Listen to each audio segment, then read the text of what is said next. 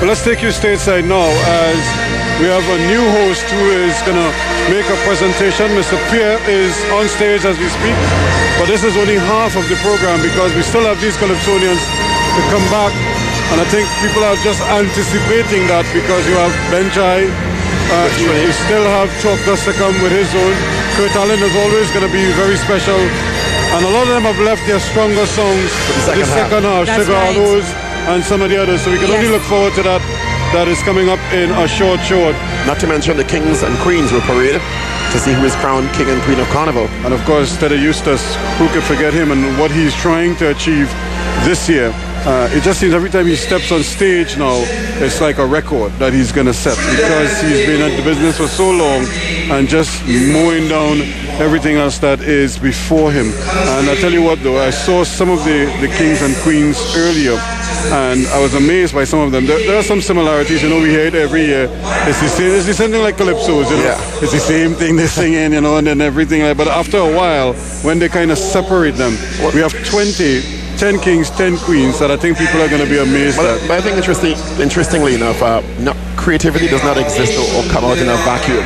And things will be inspired by things they've seen in the past. I know Minchell has been a big inspiration to many of the kings and queens many years after he even stopped bringing kings and queens. And we've seen elements of Minchell throughout the last couple of years, 5 to 10 years. Also, even when Minchell was still bringing a king and queen, people copied some of his, I shouldn't say copied, but were inspired by some of his creations. I think in Mass today, what we need to be looking at and looking for is the way we're able to translate some of the greatness of the past into something that people present today, the youngsters present today, can really appreciate. Something that would want them to go back to the past to see, oh, this is what inspired this fantastic costume that I'm seeing today.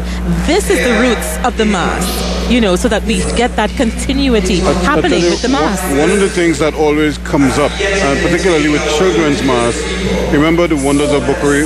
That's right. You know, people just take elements of stuff like that every so often and they kind of rework it and bring it back over time. As you mentioned that, even the great Peter Minchell would say that his Mass is stylized in traditional Mass. He drew inspiration from the traditional Mass. So certainly it is. We'll get to the kings and queens in a short while, but we'll do so when we come back.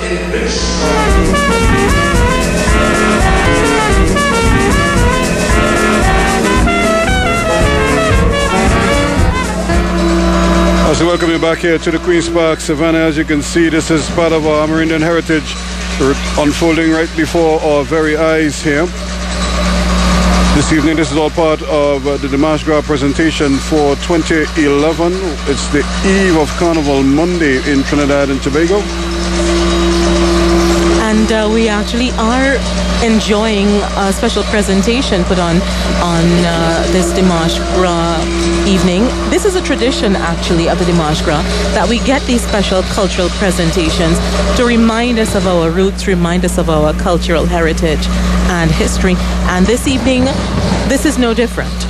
What's interesting also is that it's really a wonderful package, and kudos have to go to the TUCO and the NCC for putting this together because it is the world stage. This is really ushering in Carnival in its glory. So I think it's really fitting, and they've run everything exactly on time tonight, very quickly through, no hiccups at all. So we just had the Amerindian presence, now we have the Europeans who have influenced everything that is Trinidad and Tobago through the centuries as we come forward. And very beautiful costuming. You really get a sense of the French and the Spanish through these costumes, the old Victorian headpieces and wigs. You know, I always wonder what our history would be like, or what our carnival would be like without the inputs, good and bad, from some of these groups before.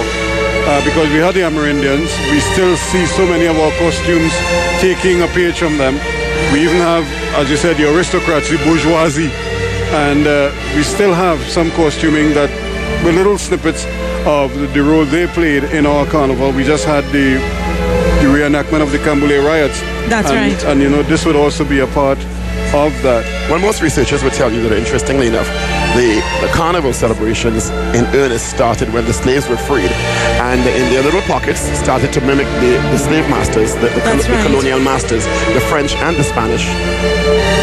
Especially their masked balls that they had, and a couple of characters, or traditional masked characters, the Dame Lorraine modeled on the aristocrats of the day. Certainly it is, and of course their role in Carnival must not be forgotten. We come back with more right after this.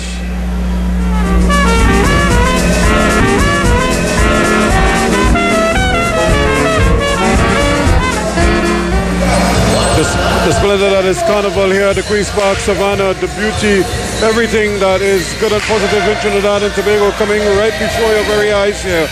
Lord Nelson working along with the Signal Hill Alumni Choir and a host of indigenous peoples together with the East Indians, the African influences, the European influences, the Chinese, of course the Lebanese, Syrian, all in one big callaloo here at the Queen's Park Savannah, showcasing all that is good and positive in Trinidad and Tobago. What is so richly and uniquely Trinidad and Tobago is unfolding right before your very eyes. Dimanche Gras 2011, live at the Queen's Park Savannah. And of course, Ruskin, the most powerful message being sent, the fact that we are all one family and truly sharing.